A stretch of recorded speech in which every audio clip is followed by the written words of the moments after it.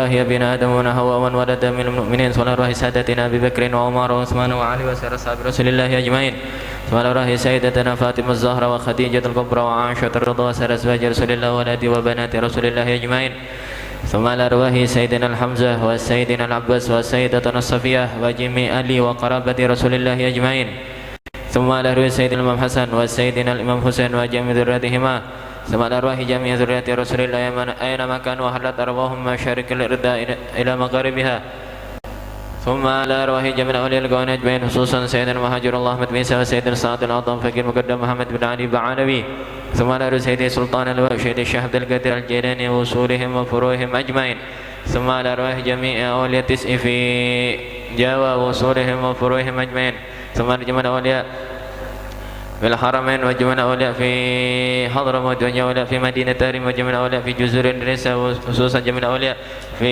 مدينة سيدوبوندو وصولهم وفروعهم أجمعين ثم على أرواح خصوصا سادنا الحبيب كتب عبد الله بن مرشد وولدي الحبيب مهدي والحبيب بكر وحبيب حسن وسلم الشاطري ثم على أرواح سمصاد الإمام الحبيب كتب الحبيب عبد القادر بن أحمد الفقيه ونجري سمصاد الإمام الحافظ المسلم كتب الحبيب عبد الله بن قادر بن أحمد الفقيه ثم على سيدنا الأستاذ الحبيب يحيى بن بن علي بن حيدر الهدر وصولهم وفروعهم أجمعين ثم على جماعتنا وأموات صاحب الوجه وأموات الحاضرين أن الله ثم على رسول المولد الحبيب علي بن محمد بن حسين الحبشي وصولهم وفروعهم أجمعين أن الله تعالى يتغشاهم الجميع بالرحمة والمغفرة ويسكنهم الجنة ويدعى علينا من بركات مصر من وارهم ولوم ونفاتهم في الدين والدين والآخرة ويسر الفاتحة. أعوذ بالله من الشيطان الرجيم. بسم الله الرحمن الرحيم. الحمد لله رب العالمين الرحمن الرحيم مالك يوم الدين إياك نعبد وإياك نستعين اهدنا الصراط المستقيم صراط الذين أنعمت عليهم غير المغضوب عليهم ولا الضالين آمين. يا ربي صل على محمد أشرف بدر في الكون أشرق. يا ربي صل على محمد يا ربي صل عليه وسلم. يا ربي صل على محمد أكرم داء يدعو إلى الحق. يا ربي صل على محمد يا ربي صل عليه وسلم. يا ربي صل على محمد المصطفى الصادق المصدق. يا ربي صل على محمد. يا ربي صل عليه وسلم. يا ربي صل على محمد أهل الورى منطقا وأصدق. يا ربي صل على محمد يا ربي صل عليه. يا ربي صل على محمد من بالسخاء والوفاة خلق. يا ربي صل على محمد يا ربي صل عليه. يا ربي صل على محمد واجمع من الشمل ما تفرق. يا ربي صل على محمد يا ربي صل عليه وسلم. يا ربي صل على محمد واصلح وسهل ما قد تعوق. يا ربي صل على محمد يا ربي صل عليه وسلم. يا ربي صل على محمد وافتح من الخير كل مغلق. يا ربي صل على محمد يا ربي صل عليه وسلم. يا ربي صل على محمد وآله ومن بالنبي تعلق. يا ربي صل على محمد يا ربي صل عليه وسلم. يا ربي صل على محمد وآله ومن للحبيب يعشق. يا ربي صل على محمد يا ربي صل عليه يا ربي صل على محمد ومن بحبل النبي توثق. يا ربي صل على محمد يا ربي صل عليه. يا ربي صل على محمد. يا ربي صل عليه وسلم. يا ربي صل على محمد. يا ربي صل عليه وسلم. اللهم صل وسلم وبارك عليه وعلى آله.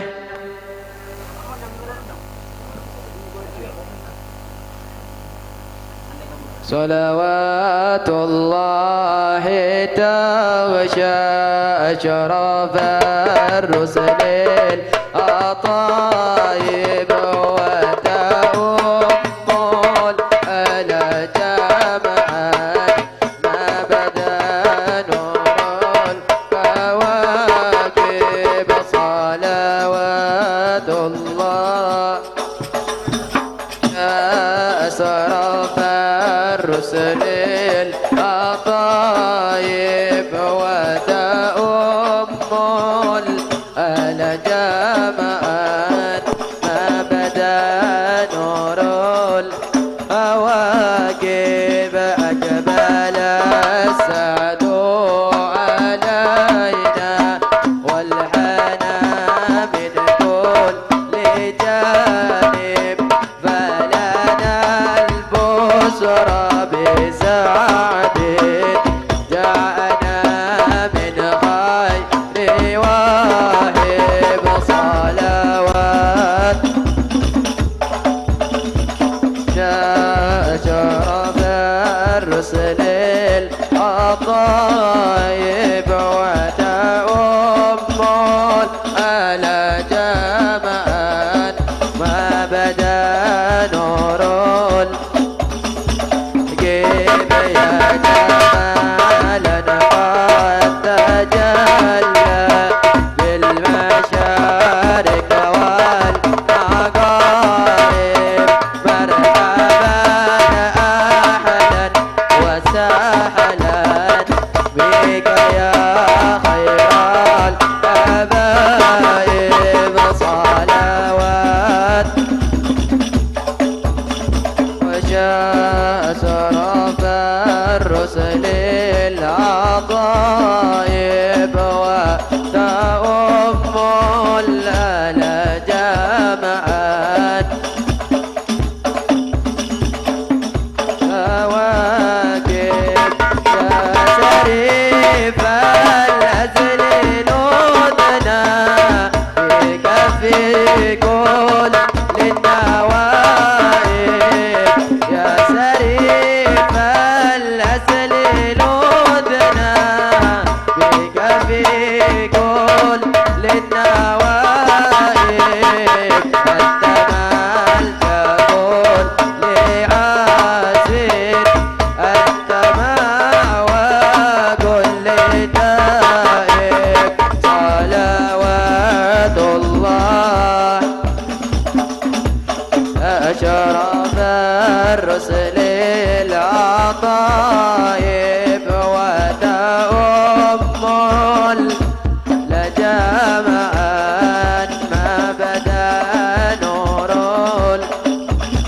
الجيب بعزام أسد عسير الذي أعلى الدوايب من قصيد ودعايب بادخ المجد بن غالب صلوات الله أسرف الرسل الأطايب وتؤم الجماعات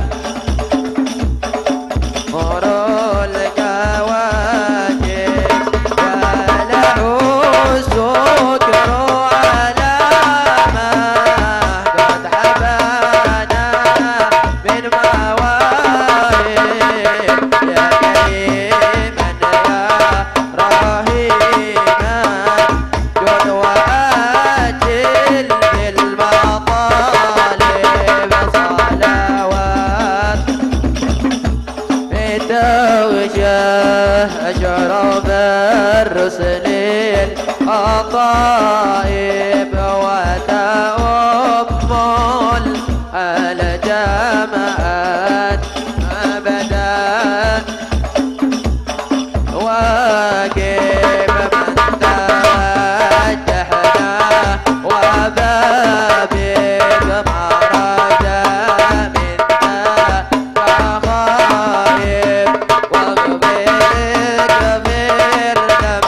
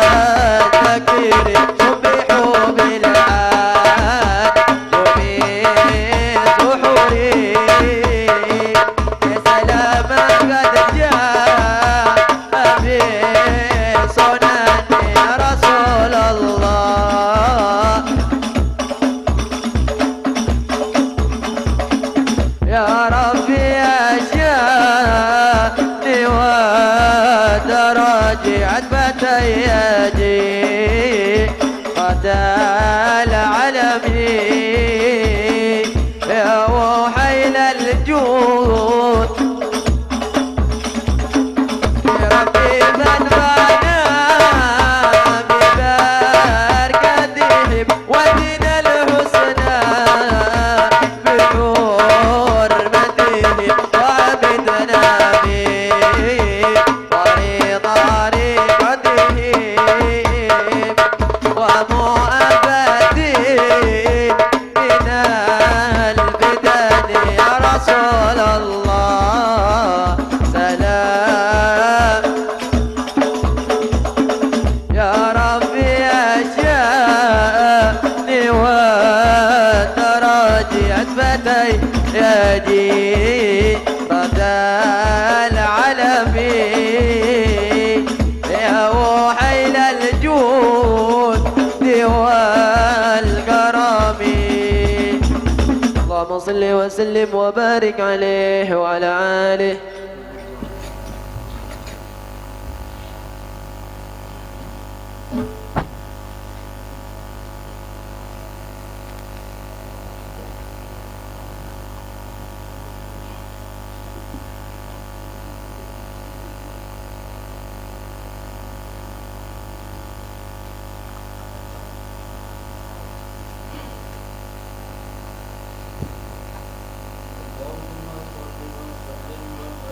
عليه. بسم الله الرحمن الرحيم. الحمد لله القوي سلطانه الواضح برهانه المبسوط في الوجود كرمه وإحسانه جلاله تعالى مجده وعظم شانه خلق الخلق لحكمة وطوى عليها علما وبسط لكم من فائض المنة ما جرت به في أقداره القسمة صلى الله عليه فأرسل إليه مصرف خلقه وأجل عبيده رحمة تألقت إرادته الأزلية بخلق هذا العبد المحبوب فانتشرت آثار شرفه في عوالم الشهادة والغيوب فما أجل هذا المدى الذي تكرم به المنان وما أعظم هذا الفضل الذي برز من حضرة الإنسان سورة كاملة ظهرت في هيكل محمود فتعطرت بوجودها أكناف الوجود وطرزت برد الأوالم بطراز التكريم اللهم صل وسلم أصرف الصلاة والتسليم على سيدنا ونبينا محمد الرؤوف الرحيم اللهم صل وسلم وبارك عليه.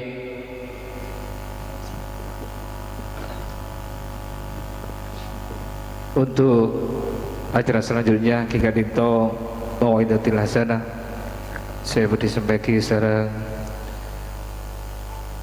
Al-Habib Mustafa bin Soleh Al-Haddar pada beliau Fadil Gulang Ataraki.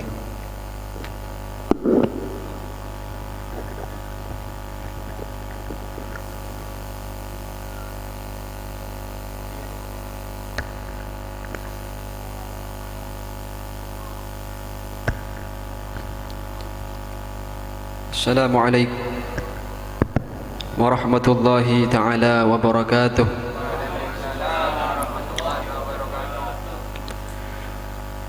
Alhamdulillah wassalatu wassalamu ala rasulillah Sayyidina Muhammad ibni Abdillah wa ala alihi wa sahbihi wa man tabi'ah sunnatahu wa iqtada bihudah. Allahumma salli ala Sayyidina Muhammad وعلى آل سيدنا محمد باللسان الجامعة في الحضرة الواسعة صلاة تمد بها جسمي من جسمه وقلبي من قلبه وروحي من روحه وسري من سره وعلمي من علمه وعملي من عمله وخلقي من خلقه وجهتي من وجهته ونيتي من نيته وقصدي من قصدي وتعود بركاتها علي وعلى أولادي وعلى أصحابي وعلى أهل عصري يا نور يا نور يا نور اجعلنا نورا بحق النور أما بعد Sebatan kaula muljaki para alim ulama, para habaib, para guru-guru ngaji, para ustadz, para tokoh masyarakat, para tokoh agama, mobil khusus guru batan kaula Sayyidil Habib Hasan Ridha Al-Muhdar adinto dan gula songkun tak nyaman pada guru nih muda boy cuman geng pon pakon bi anu Saiful Hajah suruh mau kita hasan nih cuman jelas beliau ilmu lebih tinggi jauh bi gula lagi cuman pon pakon suruh muda boy tamu ini kan badan mayit apa neroe apa mengikuti apa jan tuan rumah lagi. Moga-moga yang deki bisa manfaat bisa barokah tagani sokoni karena memang ajaran Islam ajaran Kanjeng Nabi itu gitu ajar tawadhu artinya beda lebih alim beda guru kita harus mengakui boleh ngajari kita mengajari kita ilmu din ilmu agama namun kita tak bisa merendahkan diri berarti mengikuti setong sifat yang silsilahnya bersambung kepada iblis ya. Iblis itu kan takabur ya, merasa dirinya lebih hebat dari Nabi Adam sehingga tidak bisa bersujud, tak tanda sujud, dipakon sujud tanda karena merasa dirinya lebih bagus, lebih hebat. Kaito tujuan mengadakan maulid, tujuan mengadakan salawat, apa orang salawat, maulid. Mungkin tujuannya ngobati zahir batin kita, mengobati penyakit batin, zahir batin kita. Mungkin penyakit rohani kita, penyakit rohani. Penyakit jasmani kadang kita penyakit jasmani kita sibuk mengobatinya ya. Puluhan juta kita keluarkan, bahkan ratusan juta kita keluarkan demi penyakit kita sembuh jasmani. Tetapi mengapa ketika penyakit rohani kita yang sudah lama puluhan tahun dari usia balik mungkin pon di kompoi sampai di kompoi, penyakit batin itu kenapa belum Anda obati ya? Dari Lombok sampai di kompoi sedengki pakun dengki,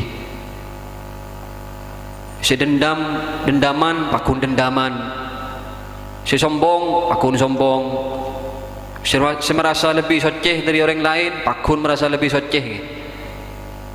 Lah mengapa penyakit semacam ini ke maidine mata obat mata berusaha nyari obat ada remah apa nyon ke Allah apa lebut salawat apa lebut maulid apa ada remah apa acapis ke orang-orang soleh seterahim kepada orang-orang soleh para wali-wali. Tapi jelas sudah ya, jelas obat yang paling mujarrab untuk mengobati penyakit zahir batin kita Gusti Kanjeng Nabi ini kawan. Rasulullah ini sudah obat paling mujarrab untuk mengobati penyakit-penyakit batin kita. Rasulullah melalui salawat, melalui maulid, mudah-mudahan penyakit-penyakit batin kita disembuhkan oleh Allah Subhanahu wa ta'ala. Karena mempenyakit batin ni kayak sampai mati, bisa-bisa mata ala su'il khatimah ya, mati tidak membawa iman ya. Penyakit dendam yang sudah mendekap lama sudah, ketanggaan tak nyapa tawan tahunan tak nyapa. Urusan kayak ini kadang beraja sampai tak nyapa. Sampai tak nyapa tahunan, sampai mati pun dia tak nyapa nih. Bodoh gitu. Bodoh, bunyak malah. Bunyak aja. Tak nyapa tahunan. Itu aja pun Kanjeng Nabi orang tak nyapa lebih terluar. Pas mati orang dakhalan neraka. Tak nyapa lebih setahun, yang pun Kanjeng Nabi sami sareng nyoco tretan hibi. Memang pas tak nyapa sampai mati. Nauzubillah min dzalik. Ya, penyakit-penyakit dendam ini hendaknya cepat disingkirkan ya. Mungkin melalui Maulana Muhammad sallallahu alaihi wasallam. Mudah-mudahan penyakit-penyakit kita ini kayak sembuh lagi. Karena Kanjeng Nabi ini kan luar biasa. Sentuhan-sentuhan Kanjeng Nabi ini kan luar biasa. Pernah ada orang yang namanya Fudail. Fudail itu pernah niatan mau membunuh Rasulullah. Traumatik dengan Kanjeng Nabi. Leting siap pun disabek pun disimpan. Irap leting. Taruh dari budi Kanjeng Nabi ketika beliau tawaf. Taruh dari budi. Siap nyocoan nih kabun, niat nyocoan nih, niat mati nak Kanjeng Nabi. Karena Kanjeng Nabi oning, karena beliau adalah Sayyidul Mukasyifin, raton orang kasap, wali-wali saja kasaf boleh Kanjeng Nabi, wali-wali saja kasaf boleh Rasulullah. Jika raton orang kasaf, Sayyidul Mukasyifin, para wali-wali ya jadi wali ya karena barokan Kanjeng Nabi, mendapatkan tetesan nur Kanjeng Nabi saja guys. Tolak dari budi, tolak dari budi bi Fudail siap bilating siap nyocok Kanjeng Nabi ini kawan, niat membunuh Rasulullah. Atau oleh Kanjeng Nabi, benda apa ya Fudail? Sobung Gusti, sobung pun apa gitu. Ajalan boleh, torok bentik. Atau oleh Kanjeng Nabi, benda apa Fudail? Sobung Rasulullah, sobung pun apa? Ketiga kalinya beliau menoleh, kemudian mengusap dada Fudail. Yusabda dan Fudail kento itu ya Allah, atua Kanjeng Nabi Allah yusabda dan kemudian setelah diusap pas Fudail ini kan nangis molar lagi. Wallahi jepun Fudail demi Allah, wallahi sebelum antum meletakkan tangan suci antum ke dada saya, wallahi demi Allah manusia yang paling saya benci di bumi ini ya Anda Muhammad. Tapi setelah anda meletakkan tangan suci anda ke dada saya, wallahi demi Allah manusia yang paling saya cintai di muka bumi adalah anda Muhammad Rasulullah sallallahu alaihi wasallam. Sentuhannya Kanjeng Nabi luar biasa. Kanjeng Nabi ini kayak sebut nama aja pun room kayak sebut nama pun room nih. Apolong macam molot nih kah berdewa wangian-wangian yang naik terus menembus langit 1, 2, 3, 4, 5 terus tembus sehingga malaikat-malaikat itu terheran-heran ini wewangian dari mana? Saya jawab ini dari bumi ya, dari bumi apolong manusia as-salawat ke Muhammad sallallahu alaihi wasallam. Disebut namanya saja pun ro'om. Ini manusia biasa ini, manusia yang sangat istimewa ya. Palon ro'om Kanjeng Nabi ini Pak, palon bayi ro'om beda manusia palon ro'omnya Rasulullah SAW. Bahkan ludahnya saja bisa mengobati orang. Copa ludah. Tapi beda dengan ludah Maulana Muhammad bisa mengobati orang, bahkan bisa mero'om orang. Bercerita setong sahabat tak pernah mandi kayak ro'om, tak pernah mandi kayak ro'om. Heran binin nih heran, rajin heran binin mandi benar ya mak bisa kalah ke lakin pakun lebih ro'om lagi nih rakan lebih ro'om. Tanya lagi mas sampean nih gak tak pernah mandi mak ro'om, apa resep rahasianya itu apa? Kemudian silakan nih gak jawab engkau ro'om tak pernah mandi barokan lambe engkau kikini pernah capok penyakit lepra. Tahu Kanjeng Nabi bi kanjeng bi aba ngibengkok ke kanjeng Nabi, pas bi kanjeng Nabi suruh buka tanggal lampi tang rasopan suruh buka pas kanjeng Nabi muludah isabek di tangan suci beliau, kemudian ekosap ke seluruh badan sengkok. Maka saat itu pula penyakit saya sembuh dan harum sampai sekarang tausa mandi ro'om. Allahumma shalli ala Muhammad. Tausa mandi Pak kan nyaman, tak punya abin sabun pi sampo ke. Barokan kanjeng Nabi Muhammad SAW. Apakah manusia semacam ini kocak manusia biasa ya? Ki orang goblok bin tolol bin gendeng sing kocak kanjeng Nabi manusia biasa. Kedua terlibat tolol pun Pak, terlibat gendeng ya. Saya kanjeng Nabi kocak manusia biasa nih ketolol sahara pun, gendeng sahara kan. Bedaan saya. Anti maulid ya. Anti sholawat. Si janggurnya bi bedus. Saron nyecing maulid nih kocak bid'ah gitu. Ya mudah-mudahan dibuka hatinya oleh Allah. Percuma ke manusia seperti itu tak bisa pun ke. Tak bisa ubah kecuali Allah yang mengubah hatinya ya. Kecuali Allah yang mengubah hatinya.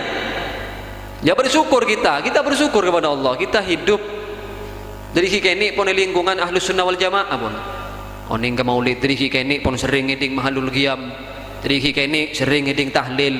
Dari kini mungkin sering ibakta ke astan wara wali-wali. Biaban panjenengan mungkin lembok kini pun hibah pun ke wali-wali. Maka beruntung tak bisa mikir pas sempian nikah di lingkungan orang-orang sejauh dari maulid, tidak mengenal maulid, tidak mengenal sholawat, tidak mengenal siapa itu kanjeng Nabi, pas buru ke amma.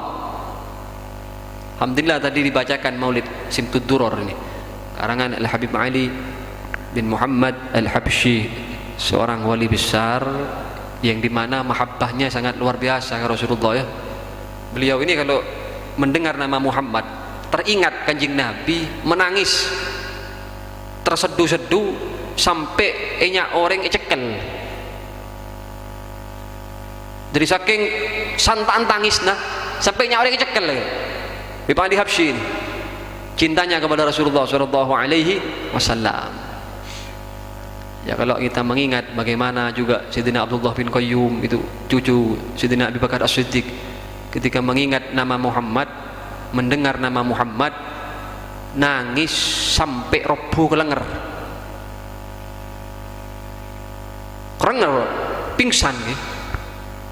pingsan sampai geger kelenger mereka mangken kan lain kelenger gara-gara putus cinta putus cinta kelenger mas gara-gara ring bini ini kelenger gara-gara teringat nama Maulana Muhammad, teringat bagaimana kanjeng Nabi, geger mas roboh Pak. Ya walaupun kita tak bisa seperti beliau-beliau itu ya, dan tidak sedikit demi sedikit kita memohon kepada Allah moga-moga paring nantakan ik sekoni mahabbah ke kanjeng Nabi Muhammad sallallahu alaihi wasallam, cinta ke kanjeng Nabi Muhammad sallallahu alaihi wasallam. Pernah bercerita mana Syekh Abdurrahman Ad-Dibai, pengarang Maulid Diba, pernah beliau punya rencana dari Yaman ingin berziarah ke makam Rasulullah dari Yaman menuju Madinah berserta rombongan, ngecek rombongan lambat kan ada pesawat sabung kendaraan canggih ya, mau tidak mau ditempuh minimal ya 1 sampai 2 minggu sampai 2 minggu dari Yaman, 2 minggu dari Yaman menuju Madinah itu.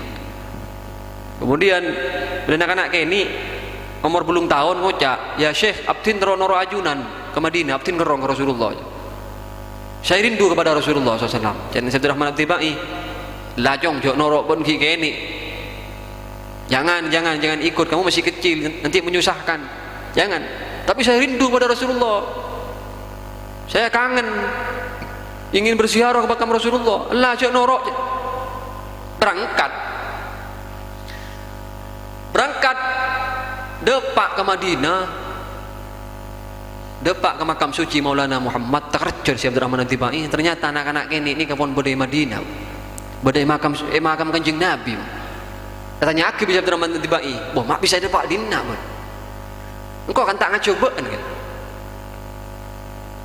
Abdina masuk ke dalam peteh. Abdina ora ajunan masuk ke dalam peteh abdi. Oh, masuk ke dalam peteh. Boh ngakan ben nginum oleh dimma. Ben ngak tak ngakan tak nginum 2 minggu mak bisa odi. Maki odi tak ngakan tak nginum. Pas anak-anak kini saya belum tahun ngocak. Rasa cintaku dan rinduku pada Rasulullah mengalahkan rasa lapar dan belka. Saya sudah tidak peduli tak ngakan tak apa tak nginum, sepenting depak ke makam Kanjeng Nabi, titik. Luar biasa ya. Allahumma shalli ala Muhammad. Kecintaan-kecintaan ini yang sangat luar biasa. Mudah-mudahan kita diberikan oleh Allah Subhanahu wa taala rasa rindu, rasa cinta kepada Maulana Muhammad sallallahu alaihi wasallam. Karena nabi kita ini bukan nabi biasa ya. Satu-satunya nabi yang bakal beri syafaat. Dan satu-satunya nabi sepideh tak bisa disamakan. Karena mungkin perlu jelas lagi, karena mungkin punya ki kadang mengatakan nabi manusia biasa, lahirnya biasa, tidak ada yang istimewa ya, gitu. Ya, itu perlu dijelaskan ya. Bahkan nyon sabora nih kayak nyon sabora. Minta maaf sebelum. Kanjeng Nabi ini kan lahir, bayi pada umumnya lahir ya dari kemaluan, munculnya dari kemaluan keluar. Nyon sabora. Tapi setong manusia senama Muhammad ini kebeda, bukan lahir dari tempat itu, bukan. Jangan disamakan. Kanjeng Nabi nak lahir ibaban bucil sekoni, Pak. Ibaban bucil sekoni buka ya Allah. Keluarlah bayi yang bernama Maulana Muhammad sallallahu alaihi wasallam. Dari sana saja beda sudah kan. Masa manusia semacam ini kocak manusia biasa? Kan tolol berarti. Muka-muka pada ilmu bi Allah maleoning siapa Kanjeng Nabi Muhammad sallallahu alaihi wasallam. Beda cerita nang benda besar tahun 70-an. Kisah nyata.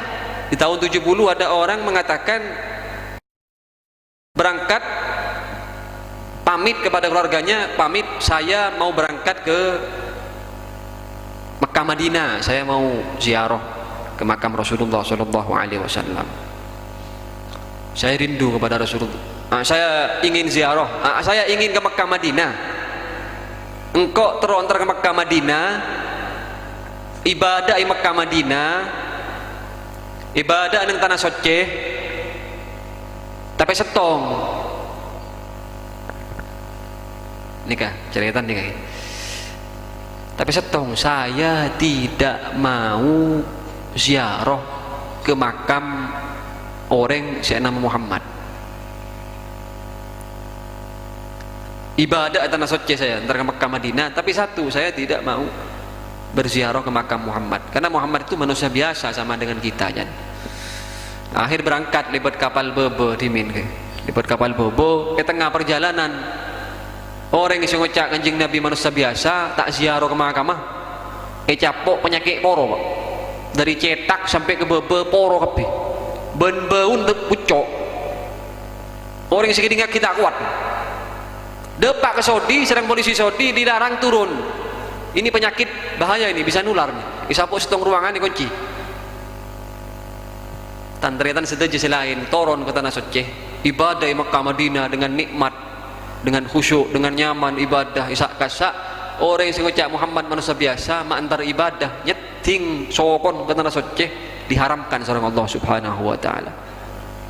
Mak antar ibadah nyeting baik diharamkan seorang Allah Subhanahu wa taala. Karena apa? Karena ini kan manusia yang paling mencintai Allah ya. Orang yang mengeratu ke Kanjeng Nabi berarti keratu ke Allah pun. Keratu ke Kanjeng Nabi insyaallah keratu ke Allah.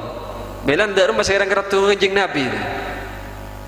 Dari rumah sekarang keratu ke Kanjeng Nabi, libat salawat, libat maulid, libat salawat, impian kenali Kanjeng Nabi, libat salawat, Kanjeng Nabi kenal ke menjenengan kilibut solawat.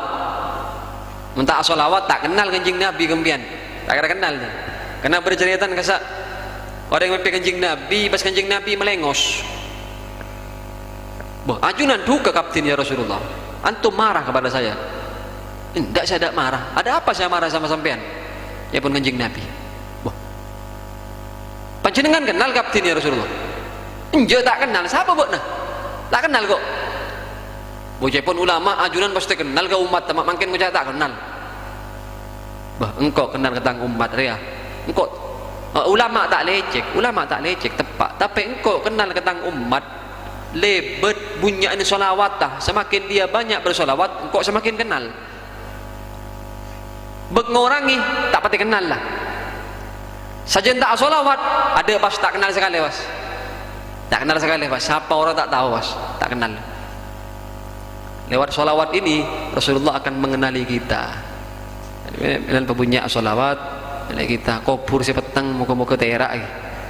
Perokan kanjeng Nabi. Kanjeng Nabi dipi jadi saya punya solawat. Perbanyaklah solawat kepadaku.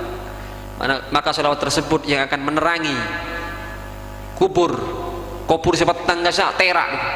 Barokan salawat yang kita baca waktu kita hidup bumi. Para Rabu seberjaki sareng Allah Subhanahu wa taala.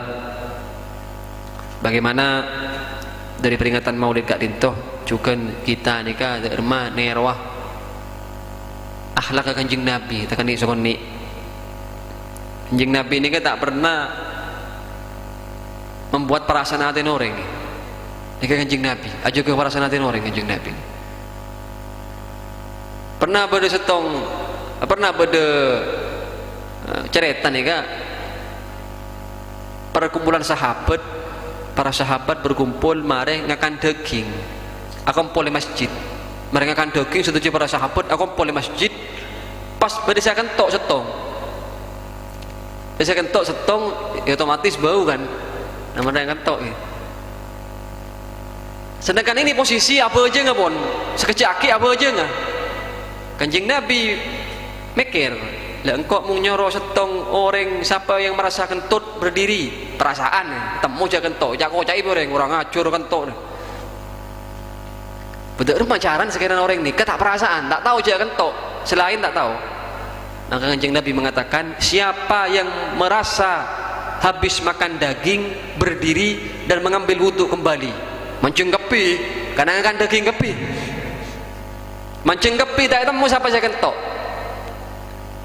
coba tepak gue lebih impian bisa saya kentok mancing ala wudhu orang ngajur tanda akhlak akan tok ya Rasulullah menjaga perasaan orang menjaga tak nyaki orang kanjeng Nabi tak nyapok mbak tak nyapok antara kanjeng Nabi coba kita niru akhlak para wali-wali tak nyapok bang. Bagaimana wali-wali Allah ceritanya Sayyidil Habib Abdul Qadir bin Ahmad As-Saqaf seorang wali kutub di Jeddah yang meninggal ya sekitar 10 tahun lah 10 tahun setepongkor tak keliru. Abdul Qadir bin Ahmad As-Saqaf Jeddah itu wali kutub wali besar. Beliau itu pernah kesetong kenengan orang yang sarkasar yang jeng orang yang daerah orang ini ke orang anu sarkasar orang bisa karakternya guru pun memang karakternya seperti itu memang karakternya sudah waktu beliau pamit masuk ke mobil pamit balai mana tuan rumah ni kan dari senengah tiga laptin senoto bebek labung aja kita tutup kita kaki pak nyaman ring kasar gitu kita kaki nutup tangan beliau tak kepe cuman tak cereng neng agak senyum pak ku assalamualaikum aja tepak gue lebih impian kan mas wah tak kepe aja cereng mak orang ngajar tepak lah nutup tetap por nyaman orang nanti akhlak nutup ben serobon bawa adek was mari was letus gue cak kau cak letus gue tapi ke tepak ke orang wali ke tak kepe neng agak berangkat jalan assalamualaikum depak tengah perjalanan tengah perjalanan coba ambu ke sekejap jangan supir ambu ke pinggir sekejap ambu ke pinggir buka tanang beliau pun ngelocor dero can supir mata ngebeda tadi gelak beb mau tekepek boh elah mau kok cereng tadi gelak nih ser ke tuan rumah nak perasaan kecewa dikit tidak takut kecewa neser akhlak luar biasa iki aku mau beri bi Allah tekan sekon iki akhlak kanjeng Nabi Muhammad sallallahu alaihi wasallam perlu menjaga perasaan orang menjaga dermah kita hablum minan nas karena kita audit ni kan hablum minallah hablum minan nas ini hubungan bi Allah bi manusia ya Pak ke apa jeng nyong sang nyong dein keluar tan deui kimu sering nyake orang iki bakun neraka Pak bakun sering nyake orang nyake ketangkeuna melan gula tak setuju kadang mung bede marcon ngono maulid peringatan maulid bede marcon tak pati setuju setong nyake orang gule si muda bayi terkejut gule si muda nih kan si muda ki tak ada pak bolo umur 7 ekor ungguan tak aja nih Allahumma shalli ala Muhammad gule bayi si muda terkejut daerah mau mempas marcon guru yocon nang daerah saya kasak bedoreng sakit jantung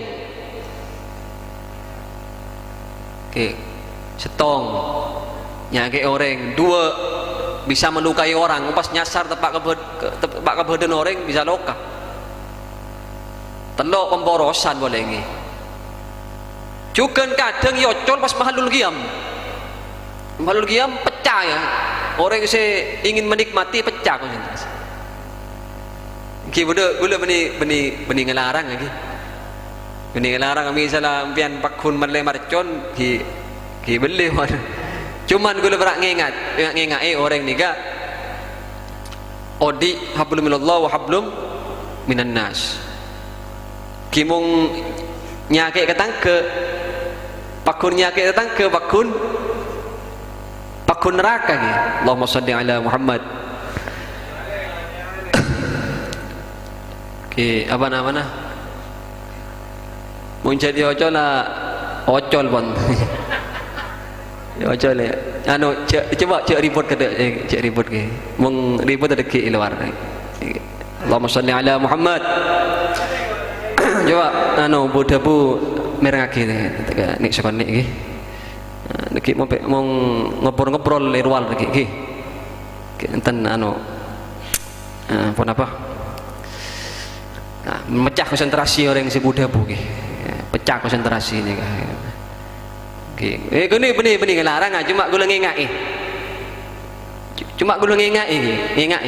mau ngocol terus rempian di marcon rempian terus rempian cuman gue berak ngengai cuman hablum minan nas ini jaga mau nyake ketangken tersakiti gue moga-moga jaga bi Allah subhanahu wa ta'ala karena pada cerita ni kan ibunda besar pada orang buat apa sedah datang ke memimpin setong ketangkena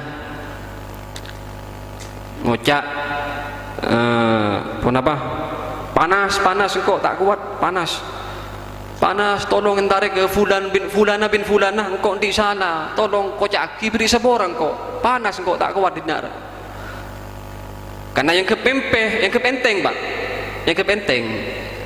nah, hari kedua datang boleh dalam mimpi nah panas kok tak kuat tolong entar lagi ke fulana bin fulana binti fulana engkau panas tak kuat pakun tak ijib hari ketiga datang akhirnya entar ke tangkena ngocak dan gula mendapat salam fulana binti fulana almarhumah ngocak cepon di salah keajunan toron seporaki nggih kepanjenengan seporaki ini sernas panasan ya pas ngocak engkau mung engak ketenggalakon ya waktu di itunya nggih wallahi beruk saya beri maaf kok mung engak ketenggalakon wallahi beruk saya beri maaf ya beruk mana ngestete gitu cek sampai nyake ketangkeun tetangga ni ka rumah sekarang rukun kita tak semosoan, menjaga perasaan orang, hablum minan nas, akhlak kita jaga. Dermah nerwe Kanjeng Nabi kita kani sokoni.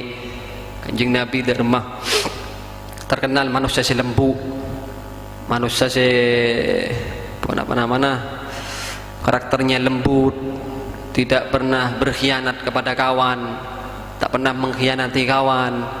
Kanjeng Nabi ini tak pernah khianat, luar biasa akhlak Rasulullah sallallahu alaihi wasallam. Pernah ketika kita mencoba untuk meneliti pikir-pikir kadang keben katon lebih mulia dari manusia kadang mung binatang beri ngakan binatang ini kadang beri atas terima kasih goreng walaupun dengan isyarah. Misalnya nyon sepora sebelum misalnya anjing beri kakan bi orang kadang kita terima kasih engkau isyarah tapi engkau isyarah terima kasih kata ki orang iki. Tapi manusia kadang beri ngakan beri kenengan beri lakoh beri nikah apa baik pimpian kadang ki khianat ki nyaki goreng nepo padahal baik ibon ni kawan pikir bukan pak pas mulujuan keben bi manusia kata. Jadi kitab Tanbihul Muqtarin kan jelas lagi seandainya binatang itu bisa bicara,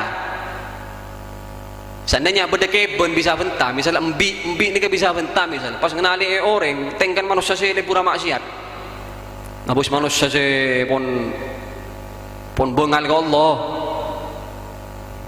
bengal ke Allah mung bengal ke manusia pada manusia gue tak heran walaupun benigu menjagu manusia bengal tak heran karena berengkan nasi tak heran gue seheran ni ke pada manusia bengal ke Allah heran manusia pada manusia tak heran berengkan nasi pak cuman gue seheran ni ke pada manusia bengal ke Allah ni keheran tak bojong santui azina nyaman ajudi nyaman nepo orang nyaman ngecok nyaman tuh seakan-akan ni ke Allah tak baca seakan-akan Allah ni ke tak ada pun di akhir zaman kan tak ada Allah Ta'ala ni bi orang ni kadang orang tak bojong tapi merasa salah kok tak bojong dosa kok Allah nangis ya Allah kok raja dosa kok rebengal kok Allah berarti bagus ki merasa abun salah tapi pada orang ni ke tak bojong azina tapi nikah maksiat selain tapi merasa nyaman odin tenang tentram ini kasih bahaya pak pun terlalu sering melanggar Allah tapi merasa nyaman ini kasih bahaya nih takut torot kadek ya Allah torot cepul saki apa kebiaki di akhirat naudzubillah min dzalik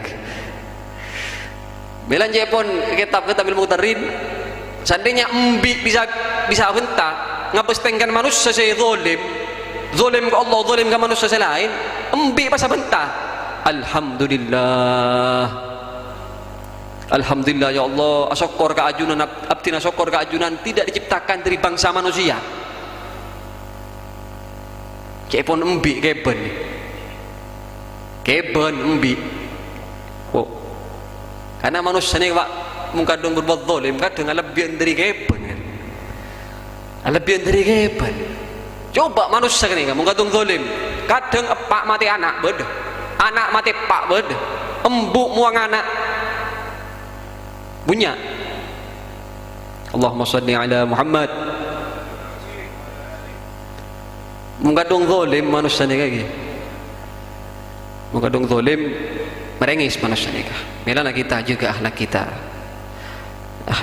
jaga lagi mana kita senang di dunia akhirat terutama akhlak ke anak bodoh Kanjeng Nabi lagi dari Rasul beni gula teroya akhlak nanten lain kali budak-budak cek mengacau karena Kanjeng Nabi ada man abghadha ahla baiti ruddat salatuhu wa zakatuhu wa hajjuhu wa in mata in sya'a yahudiyan wa in sya'a nasraniyan siapa orang yang sebenci tangan anak botoh maka tolak bojongah zakat hajjinah mung mate keremele mate Yahudi mate Nasrani keremele pun mata Yahudi mata Nasrani.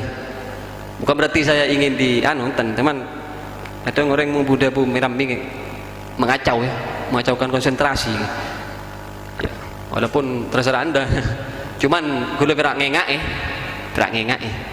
hadis lain ini sebuah kilau anna rajulan shalla wa sham wa safana baina rukni wal maqam.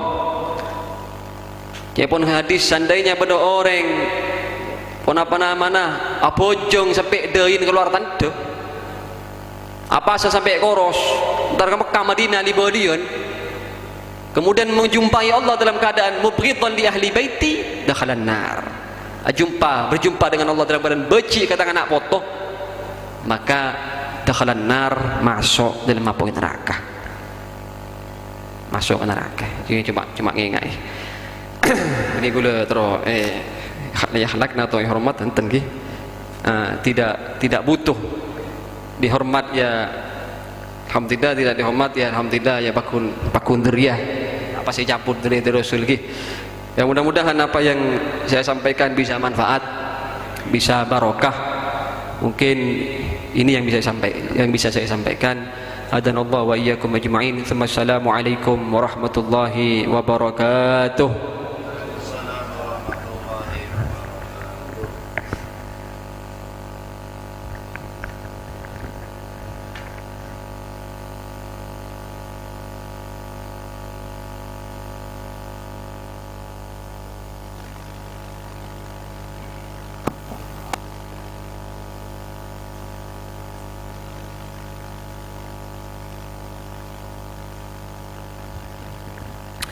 اللهم صل وسلم وبارك عليه وعلى آله فحين قرب آوان وضع هذا الحبيب أعلنت السماوات والأرضون ومن فيهن بالترحيب وأمطار الجود الإلهي على أهل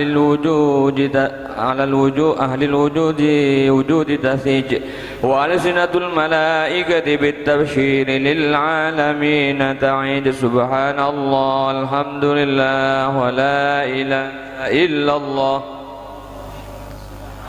والحمد لله ولا إله إلا الله والله أكبر سبحان الله والحمد لله ولا إله إلا الله والله أكبر والقدرة كشفت قناع هذا المستور ليبرز نوره كاملا في عالم الظهور نورا فاق كل نور وأنفذ الحق حكما على من أتم الله عليه النعمة من خواص الأمة أي حضر عند وجهه أمة تأنيسا لجنابها المسعود ومشاركة لها في هذا السمات الممدود فحضرت بتوفيق الله السيدة مريم والسيدة آسيا ومعهما من الحور العين من قسم الله له من الشرف بالقسمة الوافية فأتى الوقت الذي رتب الله على حضوره وجود هذا المولود فانفلق صبح الكمال من النور عن عمود وبرز الحامد المحمود مذعنا لله بالتعظيم والسجود صلى الله على محمد صلى الله عليه وسلم على محمد صلى الله عليه وسلم يا نبي سلام عليك يا رسول سلام عليك يا حبيب سلام عليك صلوات الله عليك الله يا نبي سلام عليك يا رسول سلام عليك يا حبيب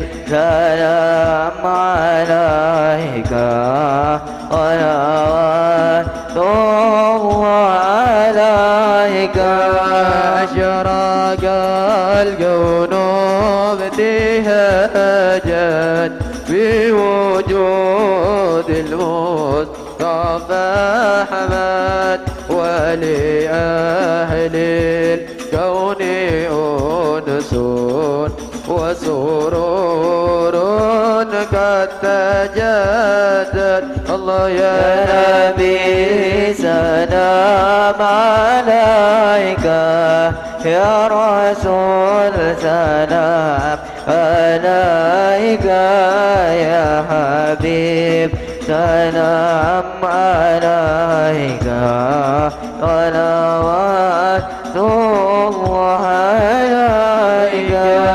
فتربوا يحلى المساني وحزن اليوم لغرت واستدي بجمال بقى في الحسن تفرد يا نبي سلام عليك يا رسول سلام عليك يا حبيب سلام عليك صلوات الله عليك ولنا البشرى بسعد مستمر ليس ينفد حيث أوتينا عطاء جمع الفخر المؤبد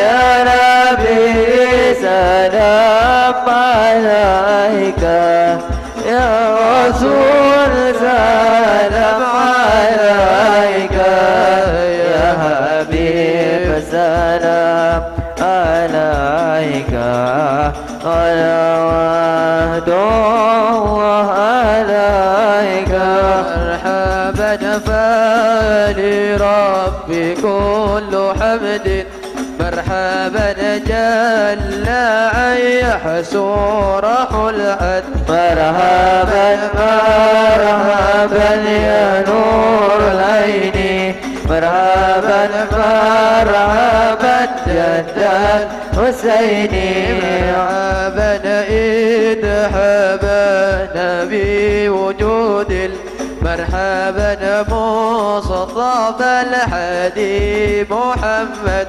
مرحبا مرحبا يا نور العين مرحبا مرحبا يا دار حسيني يا رسول الله يا أهلا مرحبا مرحبا بك النبي كان سعد الله مرحبا مرحبا مرحبا يا نور عيني مرحبا مرحبا مرحبا يا الحسين يا الله مرحبا مرحبا وبجاهه يا إلهي مرحبا مرحبا جد وبلغ كل ما قصد الله مرحبا مرحبا مرحبا يا نور عيني مرحبا مرحبا مرحبا جاد الحسين الله مرحبا مرحبا وحدينا نحج سبيل غيبه نسعد ونرشد ربي بلغنا بجاهه بجواره خير مقعد يا نبي سلام عليك يا رسول سلام عليك يا حبيب سلام عليك صلوات الله عليك طلع البدر علينا من زانيات الوداع وجب الشكر علينا فدعا لله إذا طلع البدر علينا من ثنيات الوداع وجب الشكر علينا دعا لله إذا صلاة الله تغشى أسرف الرسل محمد وسلام مستمر كل حين يتجدد طلع البدر علينا من ثنيات الوداع وجب شكر علينا ما دعا للإله وقريب الأرواح منا برضا خير الأنام ودينا ما قد سألنا من عطاياك الجسام ربي فاجعل مجتمعنا ويكون حسن الختام طلع بدر علينا من ثنيات الوداع وجب شكر علينا ودعا لله إذا مرحبا يا مرحبا يا نور العين مرحبا جد الحسيني مرحبا مرحبا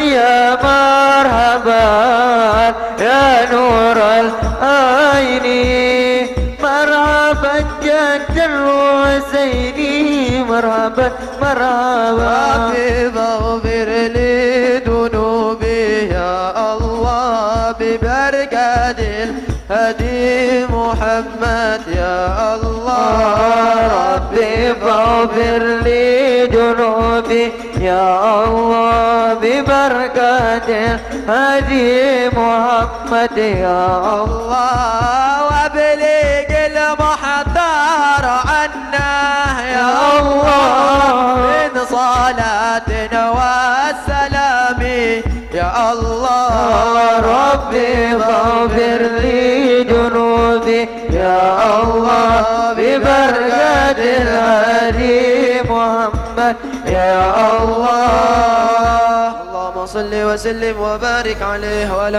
آله.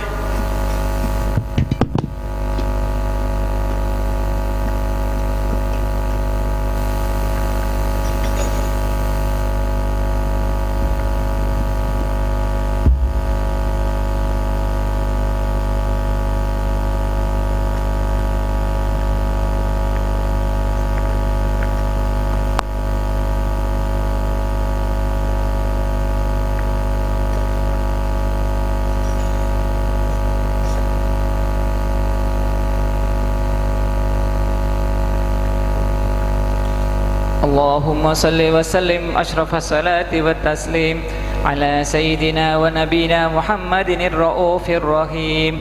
اللهم صل وسلم وبارك عليه وعلى آله. ولقد اتصف صلى الله عليه وسلم من محاسن الأخلاق بما تدك عن كتابته بطون الأوراق. كان صلى الله عليه وسلم أحسن الناس خلقا وخلقا وأولهم إلى مكارم الأخلاق سبقا صلى الله أوسعهم عليه بالمؤمنين وعلى علما ورفقا برا رؤوفا لا يقول ولا يفعل إلا معروفا صلى الله له عليه القصة وعلى واللفظ المحتوي عن المعنى الجاز إذا دعاه المسكين أجابه إجابة معجلة صلى الله وهو الأب عليه الشافق وعلى الرحيم لليتيم والأرملة وله مع سهولة أخلاقه الهيبة القوية التي ترتعد منها فرائس الأكبياء من البرية ومن الشهد به تعطرت الطرق والمنازل وبعرف ذكره تطيبت المجالس والمحافل صلى الله عليه فهو صلى الله وعلى عليه وسلم جامع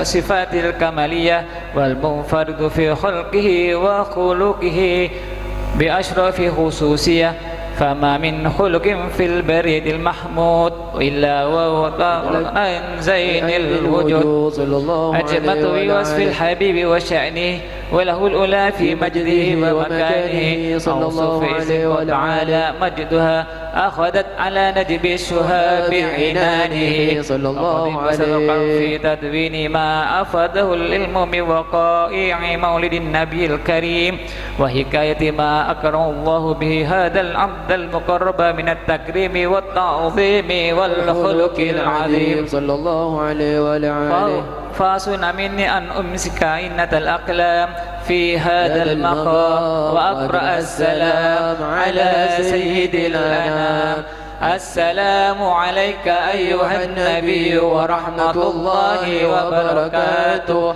السلام عليك أيها النبي ورحمة الله وبركاته السلام عليك أيها النبي ورحمة الله وبركاته صلى الله وبذلك عليه يسن وعلى الخطب كما يسن التقديم فعليه أفضل الصلاة والتسليم الله صل وسلم أشرف الصلاة والتسليم على سيدنا ونبينا محمد الرؤوف الرحيم اللهم صل وسلم وبارك عليه وعلى آله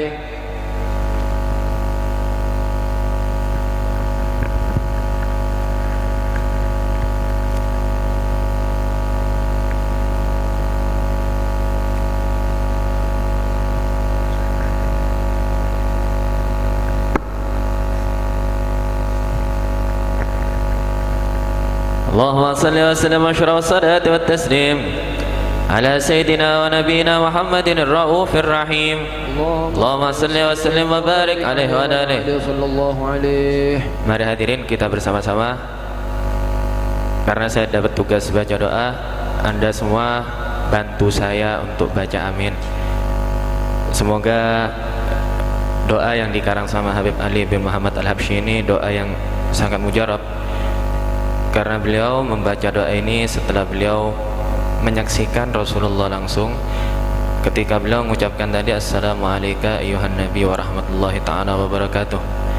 Oleh karena itu hadirin, saya minta kepada Anda semua, baik yang hadir dari bapak-bapak yang laki-laki, begitu juga ibu-ibu yang di belakang yang semangat membantu acara maulid ini, mari kita bersama-sama angkat tangan kita.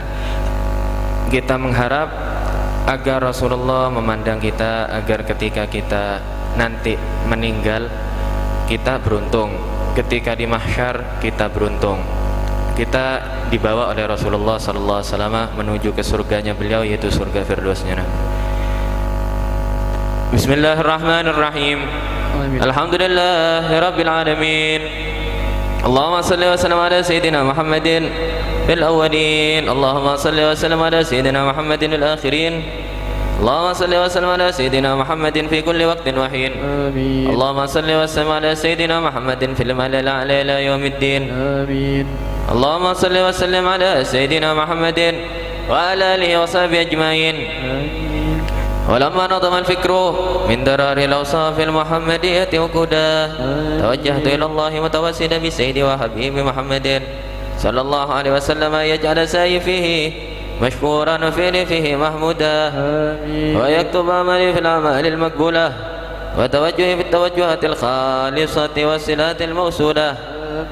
اللهم يا من إليه تتوجه الآمل فتعود ظافرة آمين وعلى باب عزته تحط الرحال فتغشاها منه الفيوضات الغامرة نتوجه إليك بأشرف الوسائل لديك سيد المرسلين عبدك الصادق الأمين سيدنا محمد الذي عمت رسالة العالمين أن تصلي وتسلم على تلك الذات الكاملة مستودع أمانتك وحفيظ سرك وحامل راية دعوتك الشاملة الأب الأكبر المحبوب لك المخصص بالشرف الأفخار في كل موطن من مواطن القرب ومدهر قاسم إمدادك في عبادك وساكك وإرشادك لأهل ودادك سيد الكونين وأشرف الثقلين العبد المحبوب الخالص المخصوص منك بأجل الخصائص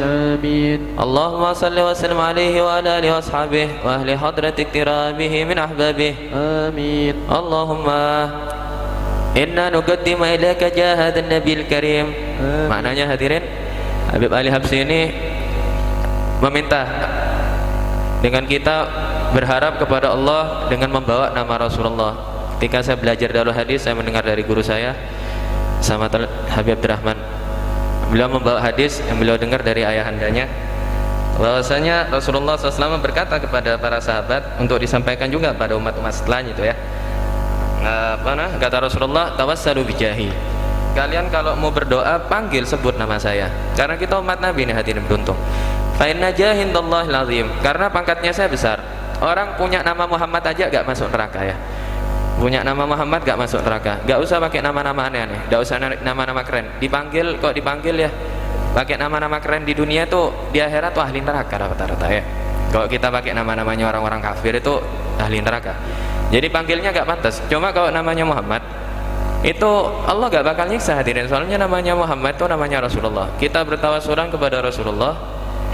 Kita minta, Anda di hatinya punya hajat apapun saja, masalah rezeki, masalah hutang belum dibayar, masalah apapun saja, niatkan ini hadirin. Karena tawasul kepada Allah, insya Allah dengan barakahnya maulid, kita bertawasul kepada Nabi, semua hajatnya kita digabul oleh Allah Subhanahu wa ta'ala.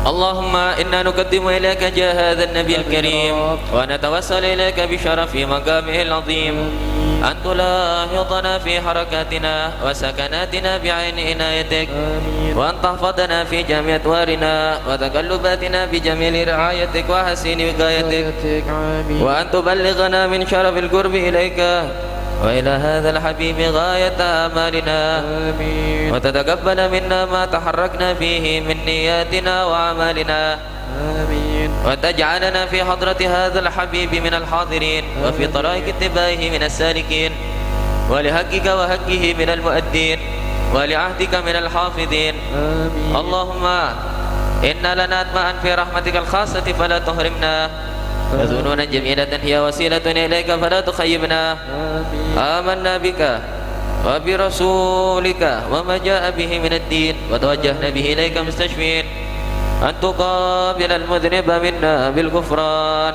والمسيء بالإحسان والسائل بما سأل والمؤمل بما أمل وأن تجعلنا mimman nasara hadzal habiba wa wazarah. Amin. Habib Ali Habsyi juga hadirin minta kepada Allah, semoga kita dijadikan orang yang siap mati demi Rasulullah. Kita siap mati untuk membela agamanya Allah Subhanahu wa taala yang dibawa oleh Rasulullah. Kita siap untuk sakit hati kita ketika Nabi dilecehkan seperti sekarang.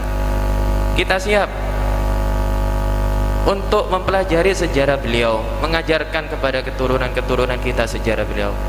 Karena hadirin, umatnya Nabi ini kalau gak mengajarkan sejarahnya Rasulullah itu, bapak, ibu, kakek, nenek, kalau tidak mengajarkan, ustadz-ustadz gak ditanya nanti. Yang ditanya Anda ini orang tua ini mengajarkan tidak kepada anak-anak Anda ini sejarah Nabi. Ketika tidak, jangan diharap sudah ya aman di akhirat. Gak ada kan. Tapi kalau sudah mengajarkan, walaupun ketika tidak bisa mengajarkan kepada ustadz-ustadz, bayar ustadz-ustadz, ataupun kalau ustadz ikhlas didatangkan ke langgar-langgarnya untuk diajarkan sejarah Nabi. Ketika Anda mati ini, Anda bukannya cuma selamat hadirin, akan tapi Rasulullah memerintahkan kepada putra-putri Anda nih untuk membawakan mahkota. Mahkota ini dari surga. Jadi Anda sudah dipastikan ahli surga. Makanya jangan ajarkan yang lain-lain. Sudah taruh WA, HP, gak usah iri. Lihat orang-orang, anak-anak orang kaya megang HP apa, gak usah iri. Kalau ketika kita harus sakit hati ketika anak-anak kita gak tahu sejarahnya Rasulullah, justru tahu sejarahnya orang-orang kafir. Ini hadirin, hati-hati, akhirat menunggu, mati ini pasti. Kita butuh syafaatnya Nabi SAW. آمنا بك وبرسولك وما جاء به من الدين وتوجهنا به إليك مستشفين أن تقابل المذنب منا بالغفران والمسيء بالإحسان والسائل بما سأل والمؤمل بما أمل وأن تجعلنا ممن نصر هذا الحبيب ووازره ووالاه وظاهره وأما ببركته وشره بوجهته أولادنا ووالدينا وأهل قدرنا ووادنا وجميع المسلمين والمسلمات والمؤمنين والمؤمنات في جميع الجهات وأتم راية الدين القويم في جميع الأقطار منشورة ومعالم الإسلام والإيمان بأهلها مأمورة معنا وسورة واشف اللهم كربة المكروبين واقضي دين المدينين واقضي دين المدينين واقضي دين المدينين. Habib Ali Habsyi juga doa hadirin, semoga yang punya utang, utangnya kebayar semuanya. Utang ini beban. Orang mukmin wajar kalau takut sama utang karena punya iman ya. Karena kalau punya utang matinya susah masuk surga. Semoga yang punya utang semua bisa dibayar. Kalau ada Rasulullah enak hadirin. Rasulullah kalau ada sahabat yang mati itu punya utang, beliau yang bayarkan. Kita minta sama Rasulullah sebelum kita meninggal utang-utang kita dibantu, dimintakan sama Rasulullah kepada Allah agar utang-utang kita bisa dibayar.